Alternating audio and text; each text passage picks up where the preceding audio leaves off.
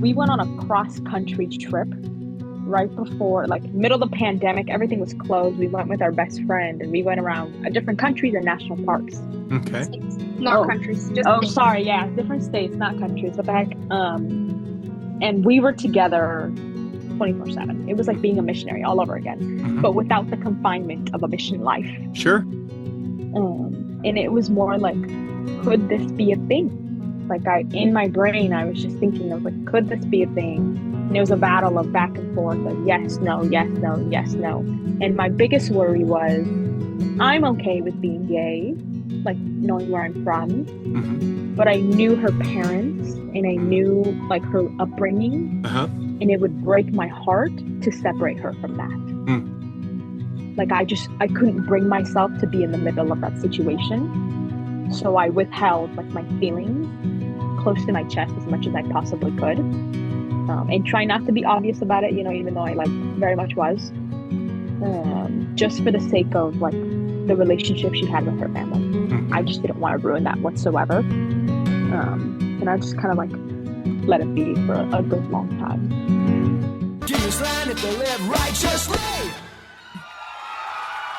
It is time for another episode of the Cultural Hall, and I'm excited about this episode because sometimes, and our guests don't even know this, sometimes when we do our articles of news episodes, I see something that's in the news or something that comes across my social media profile, and I go, you know what, I'm going to track those people down, and I am going to do an interview with those people, and there's a lot of times that I say that, and then nothing ever comes about it. But in this case, we have done it. My guests are Cammie and Heysell, and you're going, I don't know who those people are, but you might have seen this come across social media.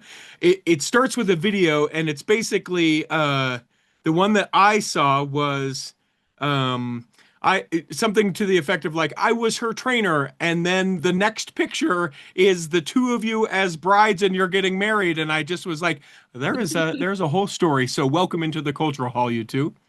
Thank you. Thank you so much for having us. An uncommon story, for sure, but not.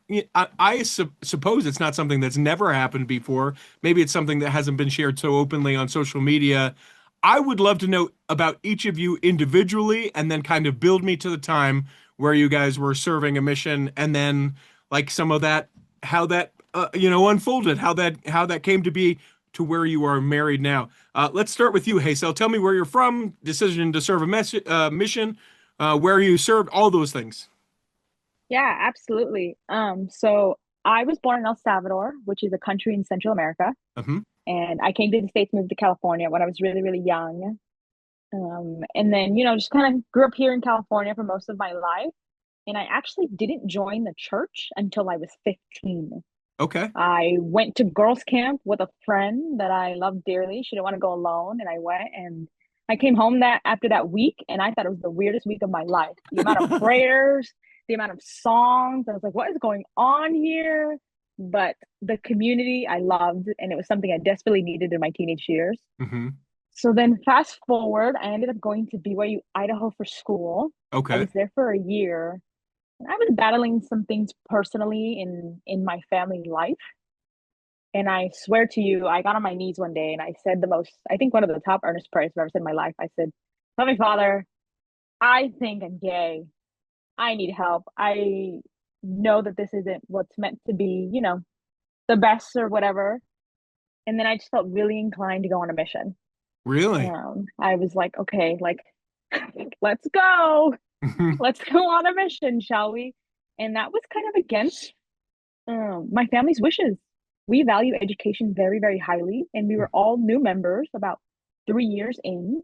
Did you guys all join together? Family, like Yes. you went to girls' camp, sang the Mormon boy song, more men, more Yes. men. You're like, yes, of course, we've got to. Of course, this is what it is. You guys, and Yep. then you all joined together. Okay. Yeah, we were with the missionaries for about 3, almost 4 years. Oh, wow. Because my parents just didn't want me to do it by myself. I was ready. Like after a couple months, I was like, I'm good, let's go. But you can't do it when you're underage. Was family religious and they were just like, this is so different from our Catholic upbringing or whatever it was, and they didn't? Okay. Exactly. Yeah, and culturally, it just wasn't anything that we were used to. along with the religion. Like we weren't devout Catholics. We were, culturally Catholic for the Sure, most part. sure. But yeah, it was just very, very strange to them. They're like, what do you mean? Like, wait, what? So it Hmm. took my parents 3 years and I just kind of sat along with them. Like, I'm ready when you are. Like, we're good to go. And then the three of us, because my brother wasn't of age yet, me, my dad, and my mom got baptized on the same day, all three Oh, of us. cool. Oh, cool. And that's in California. Yes, that is Very correct. cool. Okay. Okay. So then you're at BYU, Idaho. You've gone there for about a year. You're like, listen, this is hard. Some people will describe, if they're like, I think I might be gay. I bet if I just work really hard, I can work my way out of it. Do you think that that was a component of what you were experiencing? For sure. Hmm. Just because I wasn't necessarily opposed to being gay, but culturally, I knew that would be really hard for my family. Sure. And I wasn't in the church long enough, but I understood the magnitude of saying you were gay and being in the church and what that would entail. Hmm. And I just panicked. I was a good kid, and I was the convert who made all these decisions, went to BYUI, like full sent it, got sent to the middle of Podunk, Idaho, willingly to get an education, because that mattered to me so much. So then going on a mission was hard for my mom because we immigrated here together. Oh. And her entire goal for me was to get an education. That was her inheritance to me, was Hmm. if I can give you anything in this world, it is your education. So Jeez. me dropping school to do that was a big no-no. Was there any sort of question in her mind about the about being gay with you as you've had the opportunity to have a conversation? She's like, well, we didn't know, or we maybe sort of suspected. Some parents will say had no idea. Other parents Right, will be like, we were just waiting for you to figure it out. We've known since. right. Yeah, that's a great question. I just talked about this with my parents recently, and Mhm. they were like, we always knew, but we were just like, if she never says it, that's great. Like, if she never says it out loud and never talks about it, phenomenal. We'll move on with the life. Yeah, exactly. Yeah. But I knew that they knew. Like, it wasn't a matter of question, really. Uh, a question I have because I'm not very familiar within like Latin American culture, is that pretty accepted? Is being gay pretty accepted within Latin American culture? No, no. No, it's very much illegal. Okay. Um, In in a El lot of Salvador? countries, yes. Like now it's better, but a couple of years ago it was very much illegal, and you Okay. would go to jail, and in some countries you can get killed for it. Oh, geez. So it's not something that's very happily accepted. And within the Catholic Church, similar with, the Church of Jesus Christ of Latter-day Saints, it's just more like you can be there, but don't talk about it. Don't Right. do anything about it. Right. But you can sit in the pews and, and worship as you please. Yeah. Yeah. A question for you. You use the term gay. Some people use the term same-sex attracted. Is that an intentional choice to say I'm gay as opposed to same-sex attracted? And how come the choice for you? And don't worry, Cami, I'll ask you the same question here coming up in a minute. No, that's a great question. And at the very beginning, I did say same-sex attracted because that's what the church used. Hmm. It was a very common phrase. Prior to my mission, I was reading in the gospel library, and there's a whole section on same-sex attraction. I Hmm. read that thing top to bottom. I read the Gay and Mormon website top to bottom. I watched podcasts. I did everything. And I used same-sex attraction because I felt like it was the only way that other people would understand me. Like they wouldn't understand if I said I'm gay. They would Hmm. understand if I said, oh, I struggle with same-sex attraction. Hmm. Hmm. All right. So you get the mission call and you get called to. I get called to Carlsbad, California, so Okay. Southern California. Yeah. So you're in California. You're like, well, I couldn't even go to another state for crying out loud. Exactly, Yeah. exactly. Yeah. And it actually took at the time, it took me 4 months to get my call. At the time, they were giving them out in like a couple weeks. Hmm. Yeah. And it was just a weird thing. And everybody was like, what's going on? And I was like, oh my goodness, if they get lost in the mail, phenomenal. I don't have to go anymore. That sounds great. Yeah. That's what I was Perfect. like, please. Yeah, I was willing. That's all that matters. Whether or not I actually get called, Exactly. I was willing. Exactly. Okay, well, let's press pause on your timeline. Cammy, tell me a little bit about you, raised, experience, what made you decide to go on a mission, etc. Let's hear about you for a little bit. Yeah. I'm the basic Utah girl. Born and raised in Riverton, Utah. There you go. Go Um, Silver Wolves, right? yep, Silver Wolves. Yeah. My parents, grew up members of the church, both of them. My mom, a little bit later in life, became active, and they actually met on their missions in Cleveland, Ohio. Okay. And yeah, they, raised us in the church. I have three sisters. They all still live in Utah. Um, and I went to my first year of college. I went to Utah State University before my mission. Mhm. But pretty much all growing up, it was just like a lot of people say they had to pray about going on a mission or like they had to make the decision. I never made a decision. I just like knew that was going to be what I was going to do for Yeah, some reason. I no think questions. You're like, I'm none. going. It's just it's the next thing. I'll go for a year, Yeah, then I'll go on a mission. Okay, okay. exactly. And my parents say that when my dad was blessing me in the church right after I was born, um, I don't know that they've told me like what my dad said. Maybe they don't remember. But during the blessing, my mom remembered getting this really clear image in her head of me as a missionary. And she brought it up to my dad after the blessing, and he was like, I felt the same way. Mm. And so they told me that from when I was really little. And so I was like, okay, Yeah, cool. That's what I'm doing. yeah. So yeah, that was just always in my plans. I knew I'd graduate high school, I'd go to school for a year, I'd go on a mission. So I, did my first year at Utah State and loved it. But pretty much the whole time I just had like in the back of my mind, just got to get through a year and then I'm gone. I'm going on a Sure, mission. sure. And I submitted my papers and I submitted them like a week before President Monson passed away. Mm. And so it was a bunch of like, oh, how long is this going to take? Because I was already antsy. Mhm. But a few weeks later, my call came in the mail, and my parents left it in the mailbox for me so that I could come home from school and pull it out and get the basic picture. And Mhm. I opened it up in front of a bunch of family and friends, and I got called to Carlsbad, California. I Now, was what was that? excited, and Yeah, what was that experience like for you? Because at least for you, yeah, it's a different state. Heysell didn't get that, hey, a whole yeah, different state kind True. of thing. exactly. Excited? Oh, I wish I would have gone foreign. Yeah, there's definitely that like expectation. And I think especially in Utah, there's always like, oh, stateside missions, like that's not Mm-hmm. as cool or that's not as like exciting. But I had always said that if I were going to go stateside, it was going to be California. For some reason, that was just Interesting. always like, if it's going to be in the US, I'm going to go to California. I did really want to go foreign, but more than anything, I just wanted to learn a language. Mm-hmm. And so that was the most important thing. Yeah. And so I got called to California, Spanish speaking. Yep. And so that was like, okay, I'm going to California, but I'm learning a language, so I'm chill. I'm Yeah, great with that. yeah. And I went to the Mexico MTC, so that was an amazing experience also. But Interesting. yeah, I was really excited. I didn't realize that that's the case, that any stateside could go to Yeah, Mexico to the MTC and then could come back to the States. I didn't. yep, I wonder if that's still the case with how the nation is now. Is it it still is. the case? Okay. Yeah, Hmm. yeah. We were just talking to some missionaries the other day who did that. So, um, yeah, I went to Mexico and I loved it. And then I ended up when I sent in my papers, they have you set like an eligibility date for like when you want them to, send you out. Hmm. And I had set it for like 4 days after finals. Okay. I don't know why I thought that was a good Yeah. idea. But I was like, at this point, I am available. So, Yeah. I don't think they'll actually take me then. I'm just going to say, yeah, I'm ready then. Well, Hmm. they did. I literally left Utah 5 or 6 days after finals. So I had to move home from Logan and Jeez. like get packed up for my mission. It was the most hectic week. But yeah, I went to Mexico right after that. And so, yeah, that's kind of how I ended up on a mission. Yeah, you're like, here goes life. Let's go. Interesting that your parents met on a mission in Cleveland. That's actually where I served as well, What?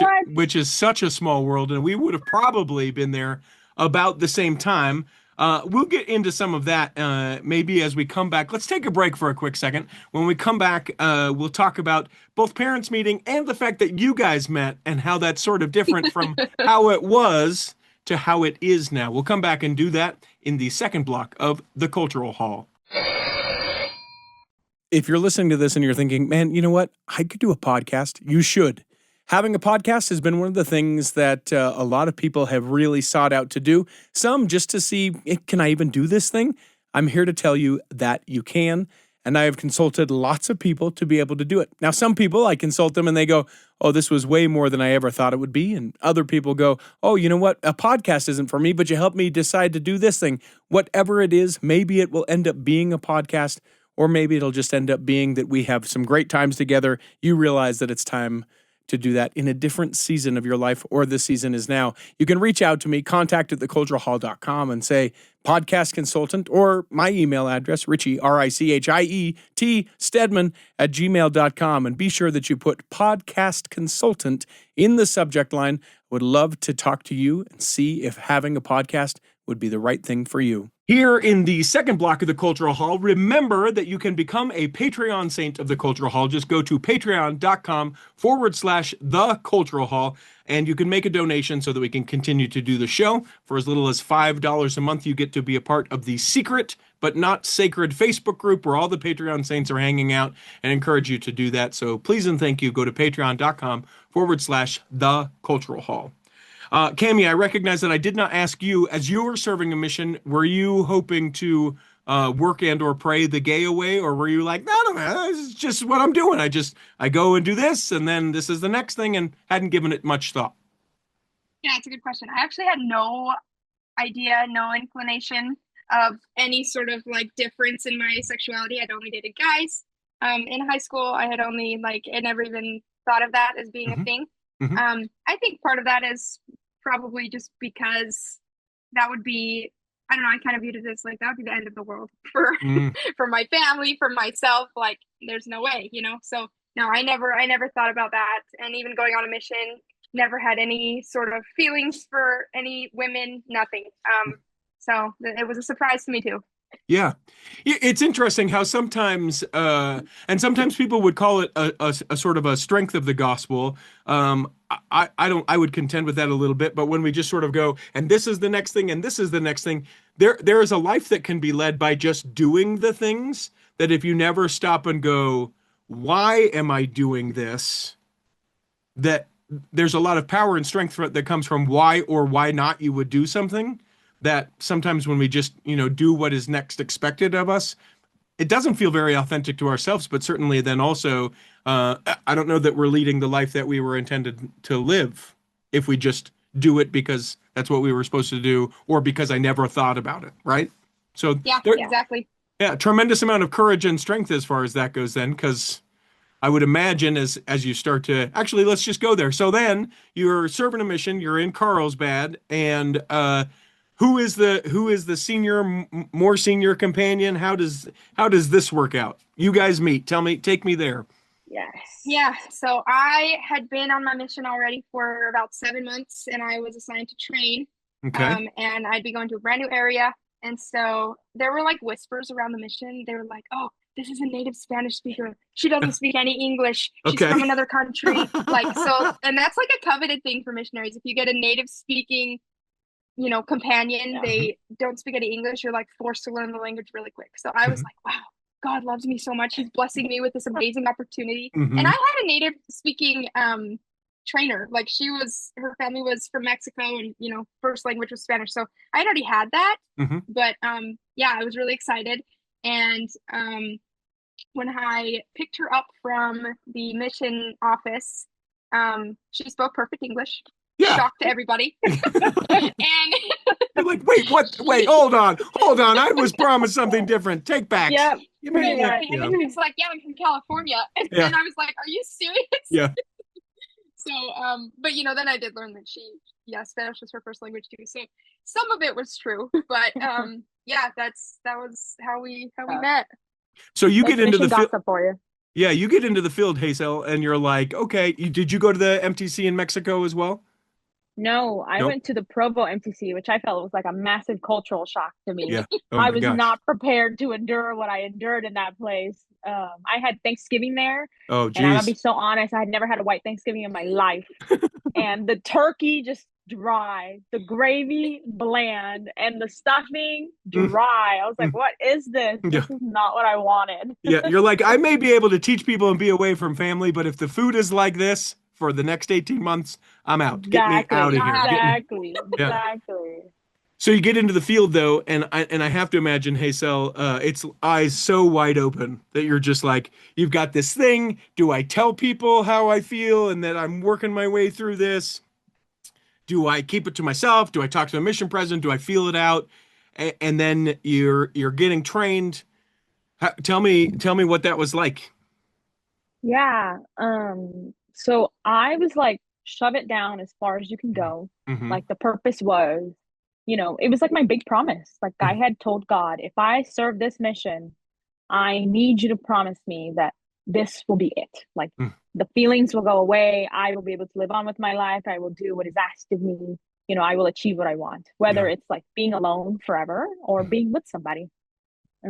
I was not afraid of being alone. So that was something that I was content with. So I was like, nobody's going to know. I'm not going to worry about it. Not going to talk about it. Mm-hmm. And then I get there, and I was the only one who was Spanish speaking within the group that got sent that day. Okay. And it was pretty late in the day. And the group I was with actually also thought I didn't speak English. So I was like, in just on the train, going to the airport, and everybody was like, I don't think she speaks English. And I wasn't going to say anything. I was like, I'm good. Like, it's okay. I can ride this. I can ride this plane ride in silence. It's not that far. Like, I it's love no it. big deal. And they're probably just speaking like louder at you, thinking that that's how things Exactly. translate. Lower. Yeah. Do Yeah. you speak English? You're like, Ex- listen, I'm not. Give me some snacks and let me put my blindfold on and just go to sleep. Exactly. Yes. Yeah. Oh. I was just chilling. So then I get to the airport, and the mission president shakes my hand. He's like, "Welcome, Hermana Cruz." I'm like, "Thank you, President Thomas." And they all look at me like, "She speaks," and I was like, "I do speak English." Yeah. And then they all went. Then they all went. Oh no! All of the things Exactly. that we've Yeah. said. Yeah. Yeah. Bless their hearts, Yeah. truly. But yeah, it was nighttime, and we got together, and truly, I was thinking, I was like, "What have I done?" Mm. I was like, this is big. I was like, what have I done? Now, I was new to the church. yeah, explain that. What have I done? Is it what have I done? This person that I'm assigned to is super attractive. Is it what have I done? No, I mean it. Is it what have I done? I Yeah, have no idea what I'm doing. Is it what have I yeah, done? I don't know that I believe this. Tell me what have I done? yeah, It means. yeah. It was a moment of like, what have I done? This is a lot. Like, Hmm. I'm about to do 18 months of this. Yeah. I was new to the church. I was Uh-huh. 3 years in, and I was pretty surface level. I hadn't read the Book of Mormon cover to cover. I Hmm. had a testimony, and I was like, I'm gonna go. Like, this is what I'm gonna do. And I was taught by missionaries for years. I had a massive amount of respect for them. Hmm. Um, but then, like, I am not the best rule follower to an extent. Like, I like structure, but it was rigid structure. Yeah. And nobody in my family had done that. No, I knew nobody in my ward who had served a mission. Hmm. I was going in blind. I didn't know what the mission life was like at all. I didn't have parents to tell me like, oh, like missions were, like crazy and like you do all this stuff. Like I knew nothing. Hmm. So that was just kind of adding up. And then they had told me her name, which is Skolmoski, and Hmm. I thought it was Russian because I don't know any names. So I was like, oh my goodness, I have a European. This is not going to be a good time for Yeah. me. I was like, this is going to be hard. Um, and she comes in, and it was not love at first sight Hmm. whatsoever. It was very much like, I'm going to die. She might just bury me in the ground because this is not going to be fun. Just There's a just running joke. just because of the life. Yeah, just Yeah. because of the life. And Hmm. the something that she likes to talk about all the time is the first question I asked her on that first night when Hmm. we sat down in our apartments. I asked her, was, how seriously do you take the rules? The very first question. Yeah, great, great. Blood drains out of my face. I'm like, oh no. Uh, how did you answer that? I think I said something along the lines of like, I consider myself a very obedient Yep. missionary. Hmm. I think that was the Okay. best thing I could think to Yeah. say. Yeah. It was my way of gauging her seriousness. Hmm. Like I was like, I can match your level, but I need to know where you're at. And Yeah. there's no other cookie cutter way. Like I can go around this for a couple weeks and figure it out. No, I'm Hmm. just gonna ask you straight out. Hmm. What is it like? What are you like? How are we gonna do this? Okay. And then I feel horrible for this, but it's a joke. I called her Nazi Skolmoski Oh, for geez. my first transfer. Okay. Yes. We were not best friends. We did not like each other. I thought she was crazy. She was so rigid and stubborn. I was like, you need to relax. I was like, this is too much. We are still 19. We are still human. Yes, we can do the rules, but we're still just kids. Like we are kids on a mission, right? That's really all it is. I did not see it that way. Yeah, I need to know how you see it because I think I was probably more like you, Cami. I was like, listen, if I'm going to be here, the rules say get up at 6:30, so I'm going to be up at 6:30 because if I'm not going to do that, why am I doing this thing? Was it family driven, the expectation that you'd placed upon yourself? Was it guilt? What was it that made you become Nazi Skolmoski? Good question. I think part of it was like I did grow up in a very structured household, and my Okay. parents had really high expectations of us. And so, yeah, I did do really well. Maybe I wouldn't say really well, but I was very used to having high expectations, like lots of rules, lots of structure in my life. And so, yeah, it was like do or die for me. You don't like if you don't follow the rules, you're disobedient. Yeah. You don't deserve to be a missionary. Yeah. You shouldn't be here. Like that's how I saw it. And so I was terrified of her, and I did not know like how to train her in a way that like I didn't want her to hate me, Sure. but I also was Sure. like, I'm not compromising my obedience to Right. be. But it sounds like you guys stayed together for more than one transfer and that there was that shift. So what changed? What shifted? Yeah. We were together for 3 transfers. So Which is how long? Because when I served, that would have made 4.5 months. If yep. you guys, is that okay? Yeah. Yep, 4.5 months. Boy. Yeah, it was a long time. And It was. I didn't have actually my trainer I was with for that long. But that's pretty uncommon. I think elders, it's more common to stay with a companion that long, but sisters, you're not usually since our Mhm. missions are shorter. So it was like the first transfer was very much getting the hang of like being together. I at one point had completely accepted the fact that she was going to go home, and Mhm. I was being okay with like it's Yeah. not my fault. I didn't Yeah. do anything wrong. I Like did if all she that goes I could, home, Heavenly Father. exactly, Yep. Quite exactly. And literally. so I was like, that's fine. She can go. I did what I could. Yeah. But she stayed, Mhm. and we did a second transfer together. And during that second transfer, first we were in an apartment that was like infested with cockroaches, and that Oof. like it kind of like opened us up a little bit because it was like hilariously terrible. Yeah. Yeah. So like that sort of broke the ice. And then once we moved into a really, really nice little ADU behind a bishop's house. Okay. And during that time, the area was difficult. There wasn't a lot of work, not a lot of people to teach. We were covering both English and Spanish. And so there's a really big area that we were covering. Mhm. And so a lot of the time we passed, it was driving, it was walking around. It wasn't a lot of like lessons and talking to people. And so Sure. we had a lot of time to just talk to each other. Okay. Okay. And so this is during the second transfer. Did you see any sort of softening, Heysell, with her being like, "Oh, okay, she doesn't think I'm an apostate." That was the term we always threw around. Yeah, she's Uh-huh. apostate. Yeah. Yeah. Right. I genuinely think she thought I was that, and I didn't know what that was. Like, there was a Mhm. lot of new things Oh to yeah, me. mission lingo. Unless Yeah. you're born in the church, you I have was no like, idea what is it that? means. Yeah. I was like, sure. I thought she said apostle, and I was like, cool. I guess you Yeah. can call me that. Yeah. Sure. That's fine. But so you see a softening though within that second transfer. Get to the new place. The work is really hard. For anyone that served a mission, having that time when the work is really hard, man, if it is hard with your companion, it is a thing where every day you wake up and you just go, can I do this another day? Yes. And then you Yeah. find your way through it, and then, maybe you get transferred or the work starts to improve or whatever the thing is. But you see a softening within her being like, okay, rules are still important, but I'm a human being and so are you. Yeah, pretty Okay. much. During that second transfer, I was like, well, I'm here, I was like, might as well. Like, I'm with her 24/7. Like, Hmm. let me ask her about her life. And like, yeah, during those car rides, I would just ask her questions and try to get to know her and be like, we're stuck with each other. Like, the least I can do is like be courteous and respectful and Hmm. care. So I did. And it was like, it made her softer, but she made me more like care Hmm. about things, Yeah. things that I was just so nonchalant about that I just didn't know any different. And she was so graceful in the sense of, like I said, I hadn't read the Book of Mormon cover to Hmm. cover. I didn't know a lot of the stories. I literally had the mission, like lessons, the missionary lessons in my head, and that was my extent of knowledge of the church. Mhm. Hmm. Like it didn't go deeper than that. And I learned a lot of new things, and she was so kind to like break things down for me and be like, hey, like this is what we mean, this is what we're talking about. I never felt stupid, which a Good. lot of other people made me feel a little bit like that Hmm. just because I didn't know, Hmm. so it was like she was just so kind, and I was like, I can reciprocate that.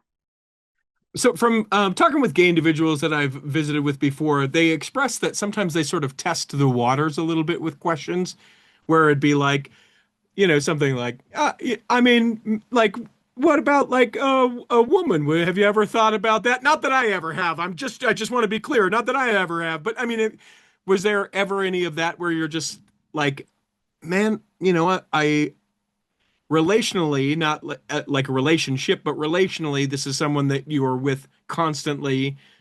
This is a part that you're holding back from them. Was there ever a part where you're like, I'm gonna maybe let a little of this seep out just to see how the response is? Oh, retreat, or oh, it's safe. I can let a little bit more of that out. Or did you do any of that kind of stuff?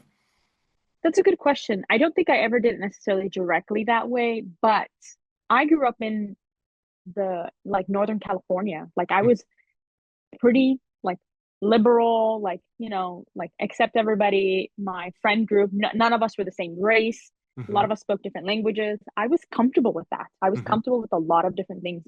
So we would bring up topics that I would also see in Southern California. Um, and I could tell that she just didn't have an answer for some things because she Yeah, had never seen it. sure. So I was just like, how do you feel about, like gay individuals?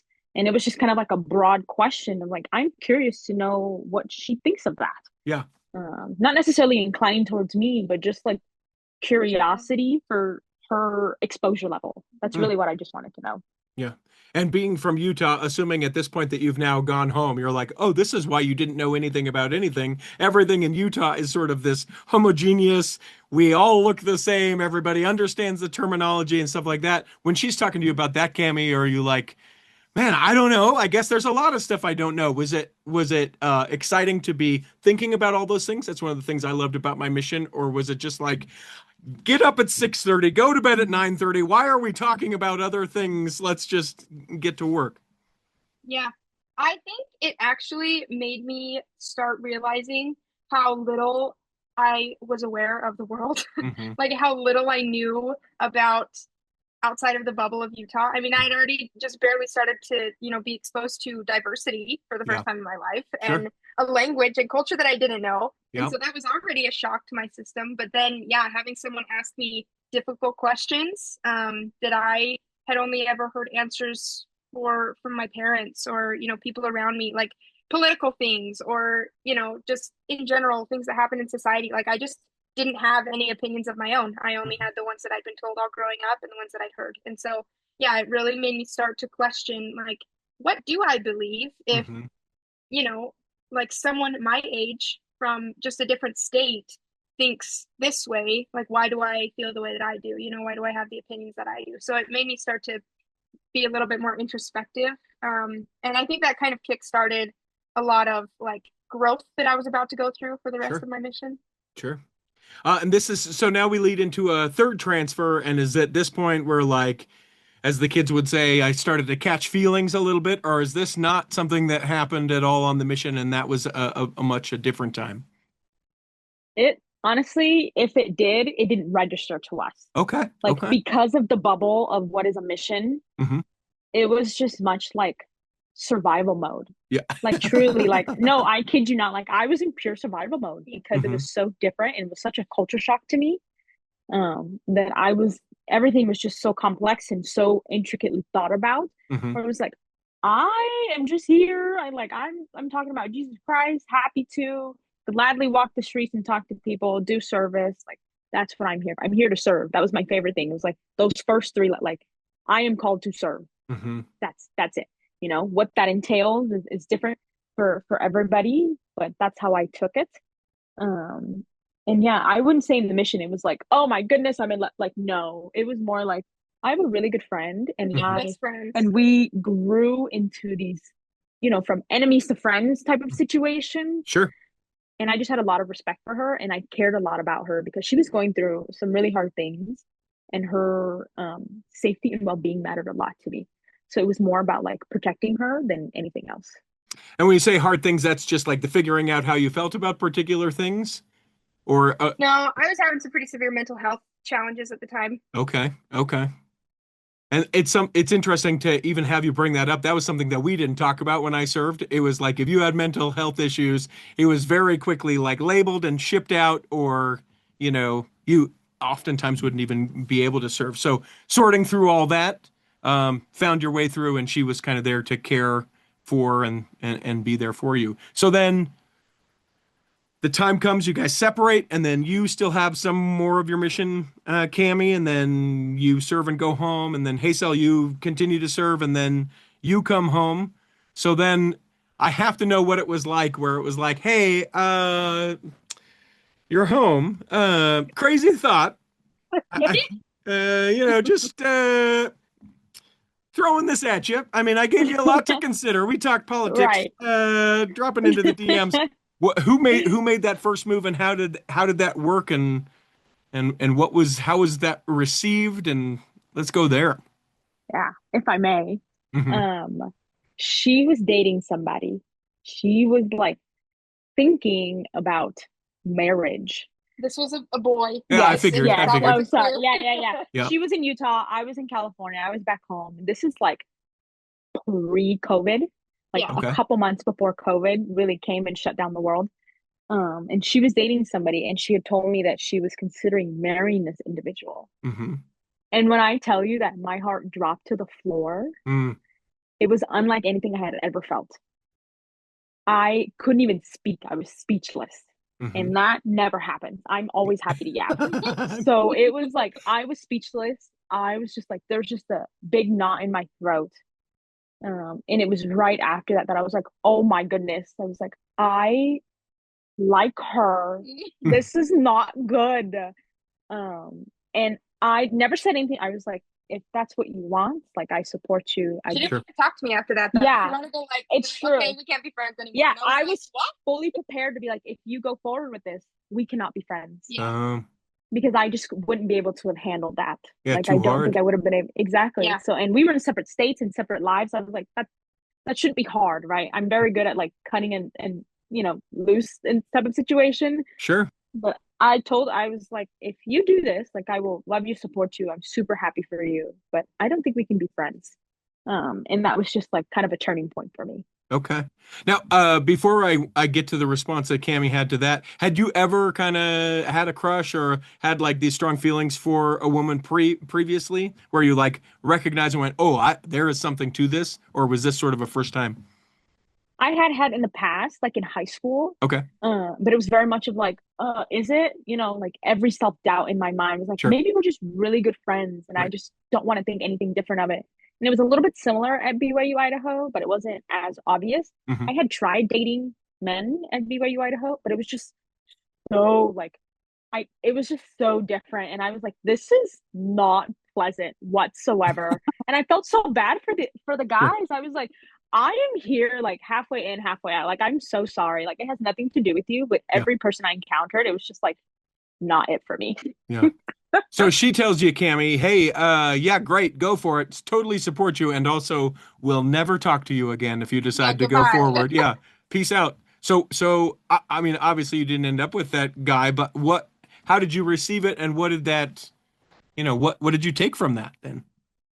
I had a similar response to the one that she had when I told her. It was just pure devastation. Like I didn't realize that, telling her that was going to end up this way. And so I was like, no, I'm not ready for that. Like Mm-hmm. for some reason, I just feel like we have a connection that I could not live without. Like I don't know how to live without you at this point in my life. Mm-hmm. And at by then, like I actually continued to date this guy for like 2 more months. Okay. But I think part of it was because I was living in Rexburg, he was going to school in Utah still, and so like there was distance, and it was just like out of sight, out of mind. Yeah. So we weren't really dating, it was just Sure. like long distance. And I wasn't seeing her either. I was just on my own. And during that time, I'm starting up school again.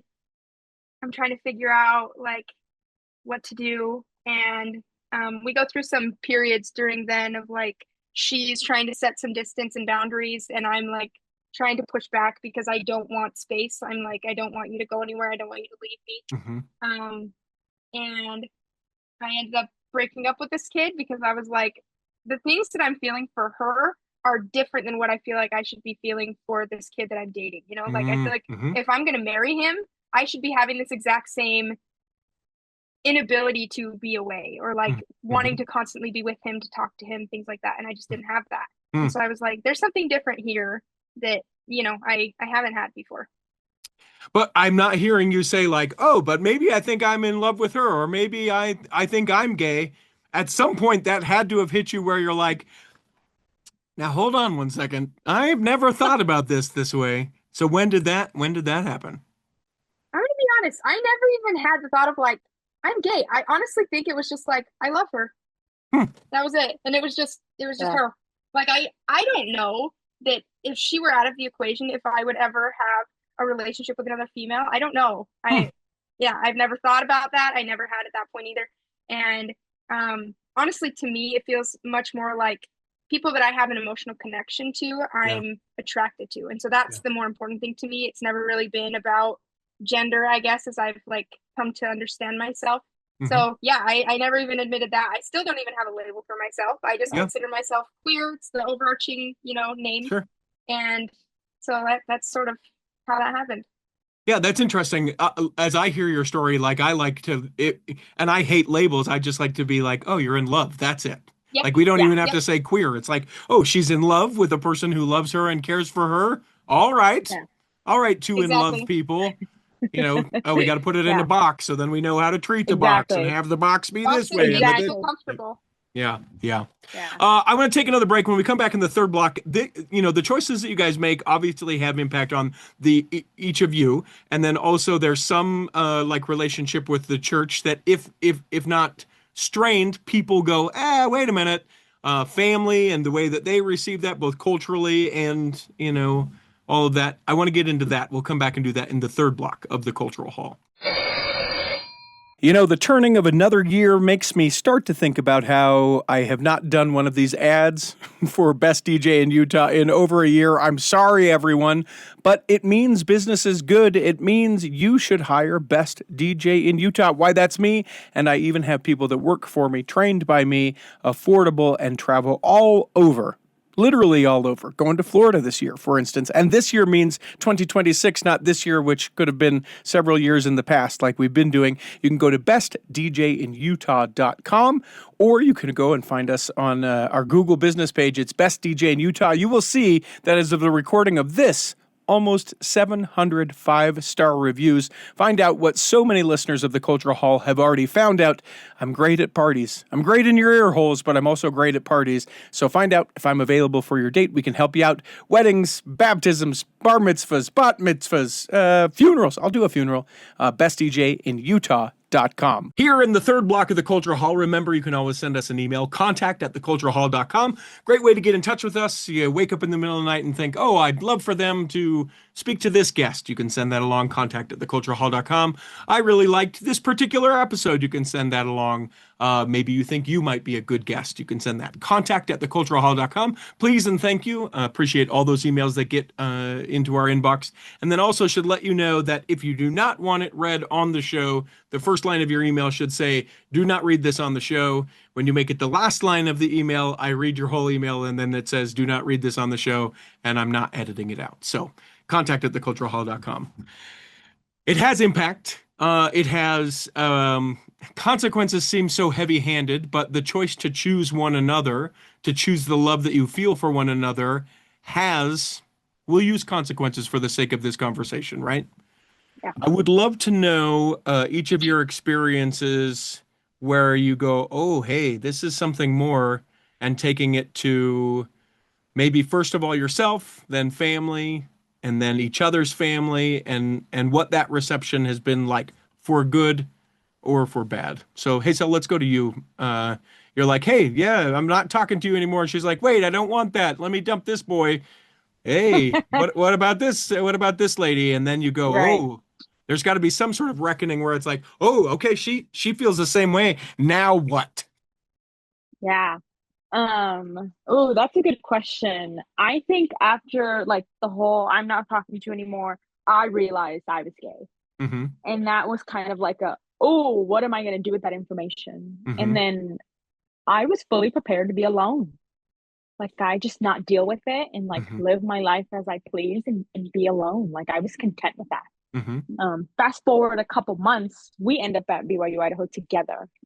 And she was at home, and then I was at BYU Idaho, and she came up for a week, and I took her on a week-long date without Mm-hmm. even really realizing it was a date. Uh-huh. It wasn't until after I was like, oh my goodness, I think I just planned like a whole week-long date. Like Yeah. I had put so much effort into her like being there and visiting, and I was like, I have never put this much effort into anybody. And I had dated in the past. I was like, this is what people are talking about. Right. When I heard my Mm-hmm. friends saying like, oh, like I just want, to give them the best and like show them around and things like that. I just never understood that until then. Mm-hmm. And then more months later, we went on a cross-country trip right before, like middle of the pandemic, everything was closed. We went with our best friend and we went around different countries and national parks. Okay. States, not Oh, countries, just oh, states. sorry, yeah, different states, not countries. What the heck? And we were together 24/7. It was like being a missionary all over again, Mm-hmm. but without the confinement of a mission life. Sure. And it was more like, could this be a thing? Like in my brain, I was just thinking, I was like, could this be a thing? And it was a battle of back and forth of yes, no, yes, no, yes, no. And my biggest worry was, I'm okay with being gay, like knowing where I'm from, Mm-hmm. but I knew her parents and I Mm. knew like her upbringing, Uh-huh. and it would break my heart to separate her from that. Mm. Like I couldn't bring myself to be in the middle of that situation. So I withheld like my feelings close to my chest as much as I possibly could. And try not to be obvious about it, even though I like very much was, just for the sake of like the relationship she had with her family. I Mm-hmm. just didn't want to ruin that whatsoever. And I just kind of like let it be for a good long time. Any part of this road trip, or are you going up? Are you like, hey, maybe this is a thing, or like thinking this is for Cammy? Are you thinking, man, I love her, and this is a different kind of love, and this is post this guy, and I'm like, when does the dam break, ladies? That's what I want to know. At some point, someone reached out and grabbed the hand of the other person, and in an instant, it went, this is now tangibly different. Now what?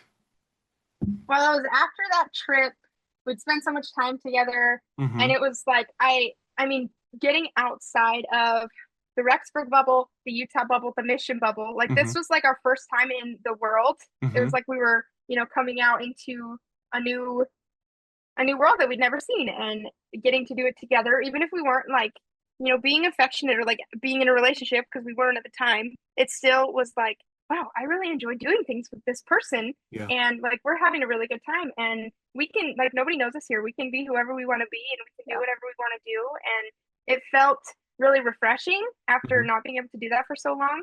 And we acted differently, like while we were on that trip. We were much more open and free, and our best friend Jack that was with us, like we didn't tell him at the time that either of us were questioning any of it or our sexuality, but yeah, it was after that trip, a couple of months, and we were roommates at this point.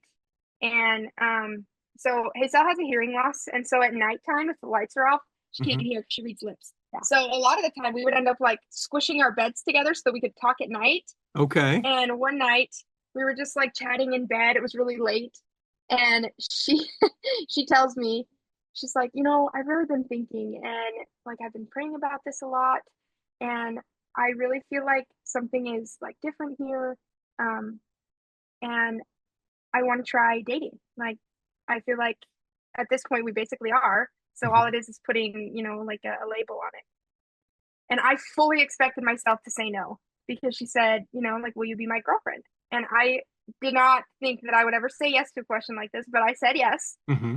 And yeah, from that night on, it was like, I mean, we never broke up. Yeah. We were still together, I guess.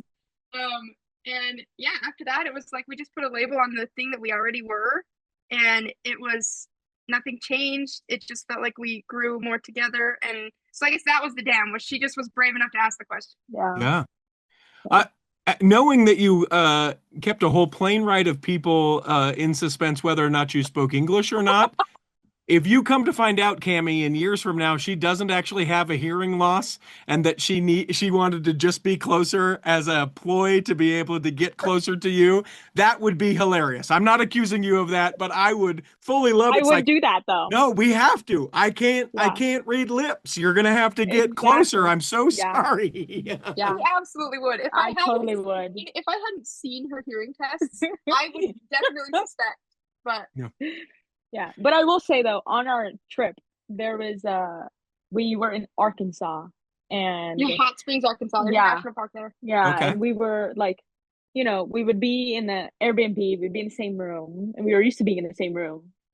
And I just distinctly remember that night, and we actually have a picture of that night. And it was when I knew. Mm. I knew I loved her. Mm-hmm. Like there was no ands, ifs, or buts.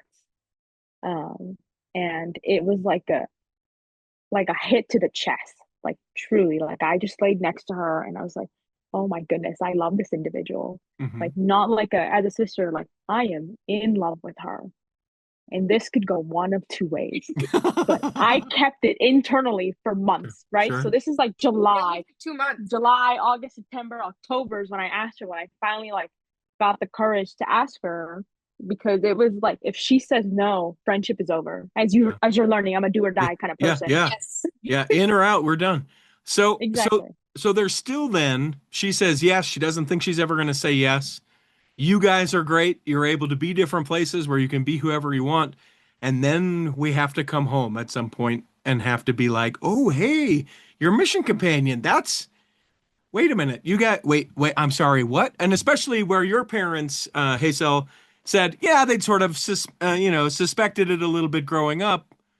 You had been engaged or almost engaged to a gentleman, Cammie, and then you're like, hey, spoiler, just a little quick aside, family. I love this person so much. How did that go? Did you do it solo? What was the reception like? Yeah, we actually dated in secret for a little over a year. Yeah. Yeah. We stayed in Rexburg. We were just best friends. We were Uh-huh. just roommates. We were You were just just really good roommates. friends, You guys totally Yeah. Exactly. broke the rules, air quotes, of Yes. course, of BYU Idaho. You're like, nah, Yeah. listen, we're good. We're just roommates. Yeah, It's fine. Yeah, Yeah. no big deal. Yeah. I mean, she would come home with me to Utah to see my family for like weekends. I'd go home and, she'd come with me. So my family all knew her really well. And yeah, we spent that year just sort of in our little bubble, we called it. Nobody else knew. But we talked for a while about like finally saying something to our parents and like any other friends and family. And I know we told a few friends before we told our parents, just to kind of, we wanted to like practice it a little, see how it went down, test the Sure. waters a little bit. Sure. I told, I think I told my sisters before I told my parents, but I went on an internship trip to Costa Rica in the winter of 2022 for about a month and a half. And while I was there, I thought it was a really good time because there was so much distance between me and my family. I'm going to come out while I'm gone. Oh, perfect. So I did. Uh-huh. So I called my mom while I was there, and I told her, and I think it would have like maybe gone down differently if I had done it with just saying like, just telling her what my sexuality was, or that I, wasn't straight. But I kind of led with like, oh, I'm actually dating Heysell, and that was really difficult for my mom, mostly because like she had allowed her in her home, and she felt like it was like she trusted both of us, and we betrayed her trust for not You telling guys had her been deceptive by not right, telling Right. her. Okay. Yeah. right. And Yeah. that's sort of how she felt. So I felt really bad about that. I wish that things had been done differently, but so that was hard for her to accept. My sisters, they were just like, yeah, we know Heysel, we love her, it's fine. Some of my family members did send some like preachy messages and were like, you're leaving behind everything you ever knew, you taught, you're going against God's will, things like that. So that was difficult for a while. I had to have some space from my family for all of us to process coming out and what that entailed now, since it wasn't just about me being gay, it was I'm already in a relationship. Yeah. And telling them, and it had been for a year, like they were Yeah. pretty bothered by that. Sure. So yeah. You mentioned mom telling dad, okay, not okay, super angry. We don't talk about dad, and I shouldn't have asked about it. No, it's okay. They Okay. they responded. So my mom told my dad on that phone call because he came home while I was talking to her and she was really emotional. And so she told him right then. So I never actually got to tell my dad. Mm, Um, but yeah, so he found out then, and both of them responded similarly, just yeah. very much like gospel centered, and um, that was the only response they could really give me. Yeah. Your family Heysell sort of expecting it, and they know Cammy as well. Okay, it's weird for us culturally, but we love you. What was their response? Yeah, so I like in my family, it was always well known that if I were to ever bring somebody home or talk about somebody, it Hmm. was because I was serious. Hmm. Like that was something my mom knew very well of me and something I like said very proudly and loudly. So I actually wrote my mom a letter. She was the Hmm. one that mattered to me the most. I wrote her a whole letter and I knew she was at work and I had called her receptionist and said, "Hey, I need you to print out this letter for me." And she was like, "Are you okay?" I was like, "Print it out for me, put it on her desk." No And she, questions. Print it yeah, and she give was it like, to her. Don't ask "Okay, questions. yeah, Yeah. no, truly." And she's like, "Okay." I was like, "I don't care if you read the letter. She might need a friend after she Yeah. reads that letter." Yeah. And she's like, "Okay." Reads the letter. I'm waiting for a couple hours. And I knew that she had already read it. And I Hmm. know my mom well enough that she needed time. Sure. So it was a couple hours later, and I got a text from her. She was like, "I got your letter." And I hadn't said anything. I had just said that I'm gay and that I'm dating somebody wonderful, yada yada. Yeah, she didn't say it was me. Yeah, Yeah. I didn't say it was her. Um, and my mom was trying really hard to be like neutral, I guess I Yeah. should say. Like I could tell it was hard for her, but she was like, "Okay, like this is new, you know." Like they might expect it, but doesn't mean they ever want to hear it, Yeah. Hmm. right? Hmm. So that was Hmm. kind Hmm. of the known information. It was just kind of like that. And it was hard emotionally, but one of the biggest things I think that saved me was one of my first lines in the letter was, "I've had 23 years to process this. Hmm. I'm not expecting you to process this today." Hmm. That was really important to me. And it was the only thing that kept me grounded because it was hard. Like a lot of things were said, um, and it was just like big words at each other, and it was a really hard processing moment. And then when I told her, she had asked me, she was like, "Who are you dating?" I had told her it was Cammy. That was hard for her too, Hmm. just because it's like, wait, what? Like your mission companion? Like it was just kind of like, no, like that doesn't make sense, right? Because it goes against the church rules. Hmm. Hmm. And my parents weren't like super in with all like the church understanding, Sure. but that was like they just couldn't fathom that. So She that knew at least enough that that was against they the were like, rules. "That's not right. Like, Yeah. Yeah. how are we gonna explain this to other people?" I think that Sure. was the hardest part. It was like, how do you Yeah. want us to talk about this to other people? Right. Like how are we gonna defend ourselves from this and Hmm. things like that? Hmm. And that took a long time for them to kind of come to terms with, Mhm. for them to be like, "Oh, okay," and then we didn't talk about it. It was very much true in true Hispanic fashion. Swept it Hmm. under the rug. We don't talk about it. Like, Hmm. "Hey, how are you? How's school going? Okay, great. Have a good night. Move on Yeah. with your life." Yeah. How are you guys on time? Are we all right as far as time goes? Yep. Okay. I would love to. Oh, let's take another break. We don't often do this, but there's a whole section of this that I want to talk about, and I don't want to rush through it. So let's take another break. Maybe this will be a part of a bonus episode. I have no idea what I'm going to do with it, but we'll take a break. We'll come back, and I want to know. We get to where we've told family, and then what happens? We lead to marriage, and now today. So that'll be what we do coming back in. What we'll call it like a fifth Sunday episode because it's a bonus. That's what we'll call it. We'll come back and do that in just a minute. All right, so that's going to be the end of the episode here. If you are not a Patreon saint, encourage you to go to patreon.com/The Cultural Hall. I know we've never done this before. You're saying, man, you've done 1,000+ episodes and you've never done something essentially behind a paywall. But here's the deal, everyone. I have tried to be like easygoing about it or nice about it. That doesn't sound the way that I want it to, but you know what I mean. I've said, hey, we would love it, and I know that there's probably a way that you could support the show financially, and many of you have, so thank you to everyone who has.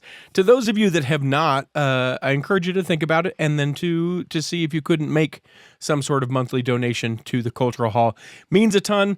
If for no other reason than it lets me know that you appreciate the work that goes into each and every episode. So that final 25 minutes of this discussion will be available if you are a Patreon saint and a Patreon saint only.